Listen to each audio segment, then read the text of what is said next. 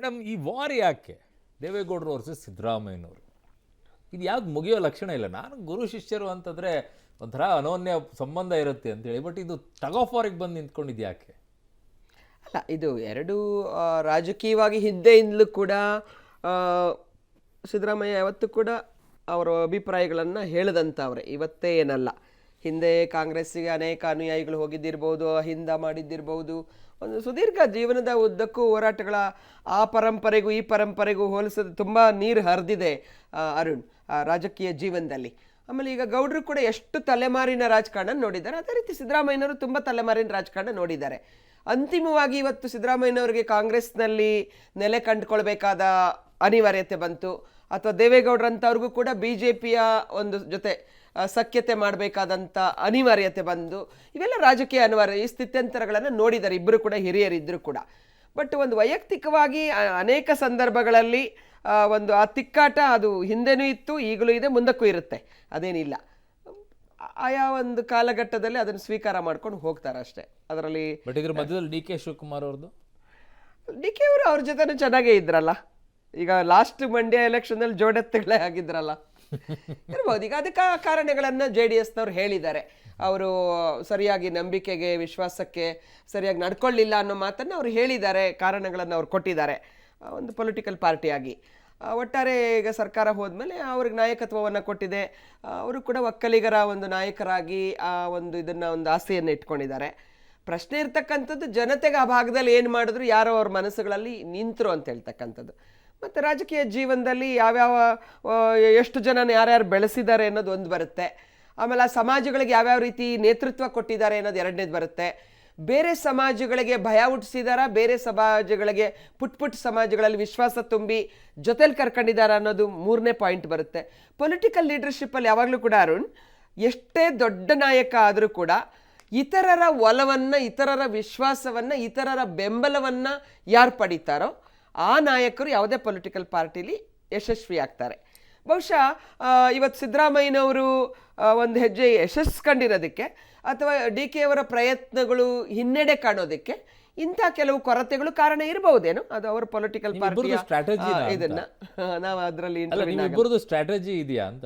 ಸಿದ್ದರಾಮಯ್ಯನವರು DK ಶಿವಕುಮಾರ್ ಅವರಿಗೆ ನೀವು ಸ್ಟ್ರೇಟ್ ಹಿಟ್ ಕೊಡಬೇಕು, ಇವ್ರು ಹಿಂದುತ್ವದ ವಿಚಾರದಲ್ಲಿ ಇವ್ರು ಕೊಡಬೇಕು, ಸ್ಟ್ರಾಟಜಿ ಪ್ರಕಾರ ಓದ್ತಾ ಇರೋಂಗಿದೆ. ಒಂದೊಂದು ಹೆಜ್ಜೆಯನ್ನು ಇಟ್ಕೊಳ್ಳಲ್ಲ. ಒಂದು ಪ್ರತಿಪಕ್ಷಗಳಾಗಿ ನಾವು ಆಡಳಿತ ಪಕ್ಷದ ನ್ಯೂನತೆಗಳನ್ನು, ಆಡಳಿತ ಪಕ್ಷದ ನೇತೃತ್ವ ವಹಿಸಿರೋ ನಾಯಕರುಗಳ ನ್ಯೂನ್ಯತೆಯನ್ನು ಕಂಡುಹಿಡಿಯೋದೇ ವಿರೋಧ ಪಕ್ಷದ ಕೆಲಸ. ನ್ಯೂನ್ಯತೆ ಕಂಡುಹಿಡಿಬೋದು, ಭವಿಷ್ಯ ಹೇಳೋದು ಯಾವುದು ನ್ಯೂನ್ಯತೆ? ಭವಿಷ್ಯ ಯಾಕೆ ಅಂತಂದ್ರೆ ಹಿಂದೆ ನಡೆದಿರೋದ ಏನಂತಾರೆ ಇತಿಹಾಸವನ್ನು ನೋಡಿದ್ರೆ ಅವ್ರ ನಡೆಗಳು ಹಂಗೆ ಇದಾವೆ. ನಿಮ್ಗೆ ಇನ್ನೂ ಒಂದು ಪಾಯಿಂಟ್ ಹೇಳ್ತೀನಿ ಕೇಳಿ. ನಿಮಗೆ ಮೊನ್ನೆ ಸಿದ್ದರಾಮಯ್ಯನವರು ಯಾಕೆ DK ಶಿವಕುಮಾರ್ನವ್ರು ಎಷ್ಟೊಂದು ಟಕ್ಕರ್ ಕೊಡ್ತಿದ್ದಾರೆ, 3 ಜನ DCM ಮಾಡಬೇಕು, ಮತ್ತೊಂದು ಮಾಡಬೇಕು ಅಂತೆಲ್ಲ ಮಾಡಕ್ಕೆ ಕೊಟ್ಟಿದ್ದಾರೆ, ಯಾಕೆ ಹೇಳಿ ನೋಡೋಣ? ಯಾಕೆ ಹೇಳಿ ನೋಡೋಣ? ಸಿದ್ದರಾಮಯ್ಯನವರಿಗೆ ಕಳೆದ ಚುನಾವಣೆಯಲ್ಲಿ 2013ರಿಂದ 2018ರವರೆಗೂ ಒಬ್ಬ ಮುಖ್ಯಮಂತ್ರಿ ಆಗಬೇಕಾಗಿದ್ದಂಥ ಒಬ್ಬ ದಲಿತ ನಾಯಕನನ್ನು ಸೋಲಿಸಿ ಮನೆಗೆ ಕಳಿಸಿ ಒಂದು ರೋಡ್ ಕ್ಲಿಯರ್ ಮಾಡ್ಕೊಂಬಿಟ್ಟಿದ್ರು. ಈಗ ರೋಡ್ ಕ್ಲಿಯರ್ ಇಲ್ಲ ಸಿದ್ದರಾಮಯ್ಯನವ್ರಿಗೆ. ಪ್ರತಿ ಹೆಜ್ಜೆಗೂ ಹೋಗೋ ದಾರಿನಲ್ಲಿ DK ಶಿವಕುಮಾರ್ ಅಡ್ಡ ಇದ್ದಾರೆ. DK ಶಿವಕುಮಾರ್ ಅವ್ರು ಮಾತಾಡ್ತಾರೆ, ಮೈ ಕಿತ್ಕೊಂಡು ಮಾತಾಡ್ತಾರೆ DK ಶಿವಕುಮಾರು. ನೋಡಿಲ್ವಾ ನೀವು ಮಾಧ್ಯಮಗಳಲ್ಲಿ ನೀವೇ ತೋರಿಸಿದ್ದೀರಿ ಭಾಳ ಕಡೆ, ಭಾಳ ಪ್ರೆಸ್ ಮೀಟ್ಗಳಲ್ಲಿ, ಮೀಟಿಂಗ್ಗಳಲ್ಲಿ. ಹಾಗಾಗಿ ಸಿದ್ದರಾಮಯ್ಯನವ್ರಿಗೆ ಈ ಪಕ್ಕದಲ್ಲಿ ಕುಣಿಸ್ಕೊಂಡಿರೋ ವ್ಯಕ್ತಿ PCC ಪ್ರೆಸಿಡೆಂಟ್, ಹೈಕಮಾಂಡ್ದು ಒಂದು ಸ್ವಲ್ಪ ಜಾಸ್ತಿ ಆಶೀರ್ವಾದ ಇರೋಂಗೆ ಕಾಣುತ್ತೆ ಅನ್ನೋ ಕಾರಣಕ್ಕೆ ಎಲ್ಲಿ ಮಟ್ಟ ಹಾಕಬೇಕು, ಯಾವಾಗ ಹಾಕಬೇಕು ಅಂತ ಇಕ್ಕಟ್ಟಿಗೆ ಸಿಗಿಸ್ತಿದ್ದಾರೆ ಕಾಂಗ್ರೆಸ್ ಪಾರ್ಟಿ. ಸಿಂಪಲ್ ಕೇಳಿ, ದೇವೇಗೌಡರು ಪ್ರೆಸ್ ಮೀಟ್ ಮಾಡ್ಬೇಕಾದ್ರೆ ಕುಮಾರಸ್ವಾಮಿ ಅವರು ಮಾತಾಡ್ತಾರೆ, ಅದನ್ನ ಏನು ಹೇಳೋದಾಗಿದೆ? ಇಲ್ಲ, ಒಂದು ನಿಮಿಷ, ನಾನು ಹೇಳ್ತಿರೋದು ಅಲ್ಲಿ ಯಾವುದು ಪವರ್ ಇಲ್ಲ.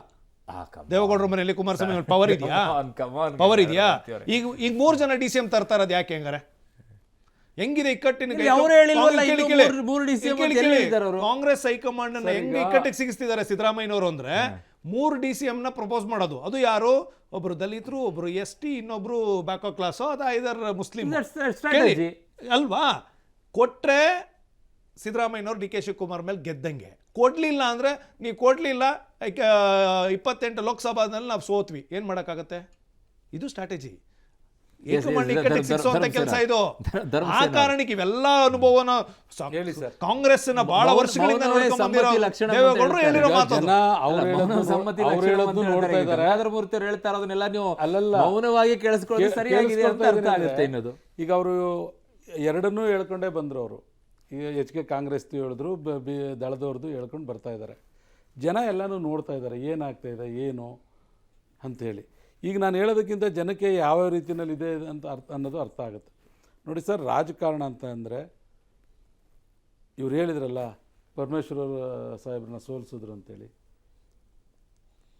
ಅವಾಗ ಯಾರು ಗೆದ್ದವ್ರು? ನೀವೇ. ನಾವ್ ಹೇಳಿದ್ದಲ್ಲ, ಪರಮೇಶ್ವರರೇ ಹತ್ಕೊಂಡು ಹೇಳಿದ್ದು ನಾವಲ್ಲ. ಗೆದ್ದವ್ರು ಯಾರು? ನಿಮ್ಮ ಮುಖ್ಯಮಂತ್ರಿ ಹೆಸರು ಸುಮ್ನಿರಪ್ಪ ಸೋಲ್ಸ್ಬಿಡ್ತಾರೆ ಅಂತಾರೆ. ಸರ್ ಒಂದ್ ನಿಮಿಷ, ನೀವು ಮಾತಾಡಿದ್ರೆ ಮಾತಾಡಿ, ನನಗೆ ಏನಿಲ್ಲ, ಆರಾಮಾಗಿ ಕೇಳ್ಕೊಂಡ್ರೆ. ಪರಮೇಶ್ವರ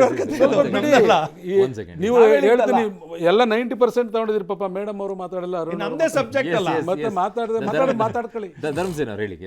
ನಿಮ್ ಸೋಲ್ಸ್ತವ್ರು ಯಾರು ಸ್ವಾಮಿ? ನಿಮ್ JDS-ನವರಲ್ವಾ MLA ಅವತ್ತು? ನಾವು ಸೋಲ್ಸಕ್ಕೆ ನಿಲ್ಸಿದ್ವಿ. ಇವ್ರು ಹೇಳ್ತಾರಲ್ಲ ಸರ್, JDS MLA ರೂಮ್ ಒಂದು ಮನೆ ತುಂಬಾ ದುಡ್ಡಿತ್ತು ಅವತ್ತು, ಗೊತ್ತಿದೆಯಾ ನಿಮ್ಗೆ? ಸೀಸ್ ಮಾಡಿಸ್ಬೇಕಿತ್ತು. ಯಾರು? ನೀವು. ನಮ್ಮ ಸರ್ಕಾರ ಇರ್ಲಿಲ್ಲ ಅವತ್ತಲ್ಲಿ. ಯಾವ ಸರ್ಕಾರ ಇವ್ರು ಸೋಲ್ಸಿದಾಗ ನಮ್ಮ ಸರ್ಕಾರ ಇರ್ಲಿಲ್ಲ ಸರ್. ಯಾರು ಸೋಲ್ಸಿದಾಗ? ಇದೇ ನಮ್ಮ ಪರಮೇಶ್ವರ್ ಅವ್ರು ಸೋಲ್ಸಿದಾಗ ನಮ್ಮ ಸರ್ಕಾರ ಇರ್ಲಿಲ್ಲ.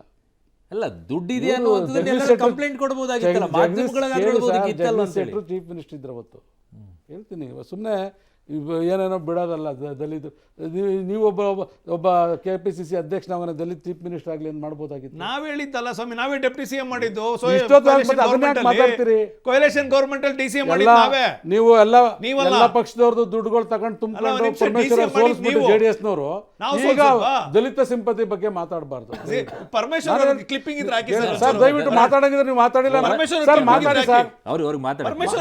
ಕೇಳಿ ಸರ್. ಅವ್ರ ಕ್ಲಿಪ್ಪಿಂಗ್ ತಗೊಂಡು ನಮ್ಮೇಲೆ ಅಲಿಗೇಷನ್ ಇಲ್ಲಿ ಮಾತಾಡ್ತಿರೋದು ನಾವಿಬ್ರು.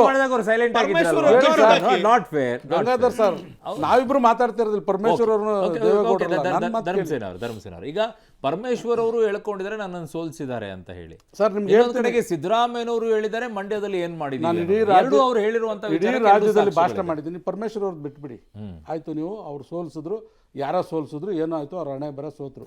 ಓಕೆ. ಇವರು ಖರ್ಗೆ ಸಾಹೇಬ್ರು ಚೀಫ್ ಮಿನಿಸ್ಟರ್ ಆಗ ನೀವು ಅದಂಗೆ ಮೊದಲೇ ಧರ್ಮಸಿಂಗ್ ಅವ್ರನ್ನ ಫಿಕ್ಸ್ ಮಾಡ್ಕೊಂಡ್ಬಿಟ್ಟಿದ್ರಲ್ಲ. ಇನ್ನೂ ರಿಸಲ್ಟೇ ಬಂದಿಲ್ಲ. ಏನು ನಾವೇನು ಕಿವಿಲಿ ಹೂ ಮುಡ್ಕೊಂಡಿದೀವ? ಏನು ನಾವೇನು ರಾಜಕೀಯದಲ್ಲಿ ಹಿಂದಕ್ಕೆ ಹೋದ್ರೆ ನಿಮ್ಮಲ್ಲೇ ಪಕ್ಕದಲ್ಲಿದ್ದಾರೆ ಸಿದ್ದರಾಮಯ್ಯ. ಇರ್ಬೋದು. ನೀವೇನು ಹೇಳಿದ್ರಿ ದಲಿತ ಪಾಲಿಟಿಕ್ಸ್ ಹೇಳಿದ್ರಲ್ಲ, ನಿಮ್ಗೆ ಅಷ್ಟು ಕೇಳಿ ಸರ್. ನೀವು ಅಷ್ಟು ದಲಿತರ ಬಗ್ಗೆ ಒಂದ್ ನಿಮಿಷ ಕೇಳಿ. ದಲಿತರ ಬಗ್ಗೆ ಸಿಂಪತಿ ಇದ್ರೆ ಖರ್ಗೆ ಸಾಹೇಬ್ರು ಮಾಡ್ಬೋದಾಗಿತ್ತಲ್ಲ ನೀವು. ಅದೊಂದು ಚರ್ಚೆ ಆಗೋಗಿದೆ. ಈಗ ಮೊನ್ನೆ ಆಗೋಗಿದೆ ಅದು ಚರ್ಚೆ, ದಲಿತರ ವಿಚಾರದಲ್ಲಿ ಆಗೋಗಿರೋದು. ಈಗ 3 DCM ಆಗುತ್ತಾ ಆಗಲ್ಲ ಧರ್ಮಸೇನ ಅವರು? ನಮಗ್ ಗೊತ್ತಿಲ್ಲ ಸರ್. ಹೈಕಮಾಂಡ್ JDS ಅಷ್ಟೊಂದು ಕಾನ್ಫಿಡೆನ್ಸ್ ಅಲ್ಲಿ ಹೇಳಿತ್ತಲ್ಲ ಸರ್. ಇಲ್ಲ ಕೇಳಿ, ಈಗ ಸ್ಟೇಟ್ಮೆಂಟ್ ಸರ್ ನನಗೆ ಗೊತ್ತಿರೋದು ಹೇಳ್ತೀನಿ. ಹೈಕಮಾಂಡ್ ಮುಂದೆ ಆ ಚಿಂತನೆ ಇಲ್ಲ ಸರ್. ನೇರವಾಗಿ ಹೇಳ್ತೀನಿ, ಆ ಚಿಂತನೆ ಇಲ್ಲ. ಯಾವುದೇ ಕಾರಣಕ್ಕೂ ಆ ಚಿಂತನೆ ಇಲ್ಲ. ಯಾಕೆ ಅವಾಗ ಪದೇ ಪದೇ ಪರಮೇಶ್ವರ್ ಅವರು ಹಸ್ದಾಗ ಹಾಲು ಕುಡಿಯೋಕೆ ಕೇಳ್ತವೆ ಸರ್. ನಾವೇನ್ ಮಾಡಕ್ಕಾಗತ್ತೆ? ಹಸ್ದಾಗ ಬಾಯಿ ಬಡ್ಕತ್ತವೆ, ನಾವೇನ್ ಮಾಡೋದು? ಮಕ್ಳು ಬಾಯಿ ಬೆಡ್ಕೊಂಡ್ರೆ ಏನೋ ಒಂದು ಹೇಳ್ಬೇಕು. ಅವ್ರು ಹೇಳ್ತಾರ, ಅವರು ತಾಯಿ ಈಗ ನನ್ನ ಹತ್ರ ಅಂತೂ ಹಾಲು ಬರಲ್ಲ, ಹಾಲು ಬರೋದು ಹೈಕಮಾಂಡ್ಲಿ, ಕುಡಿತಾರೆ ಬಿಡಿ ಅಂತ ತರಿಸ್ಕೊಂಡು. ಅಲ್ಲ, ಪರಮೇಶ್ವರ್ ಅವ್ರ ನಿವಾಸದಲ್ಲಿ ಪದೇ ಪದೇ ಮೀಟಿಂಗ್ ಆಗುತ್ತಿಲ್ಲ, ದಲಿತ ಶಾಸಕರು ಮಿನಿಸ್ಟರ್ಸ್ಗಳು. Is also senior leader. Okay. ಇವತ್ತು ನಿಮ್ಗೊಂದು ಮಾತು ಹೇಳ್ತೀನಿ. ವೈ ರಾಮಕೃಷ್ಣ ಅಂತೇಳಿ ನಮ್ಮ ಮಾವ ಸರ್ 24 ವರ್ಷ MLA ಇದ್ರು, 2 ವರ್ಷ MP ಇದ್ರು ಕೋಲಾರದಲ್ಲಿ.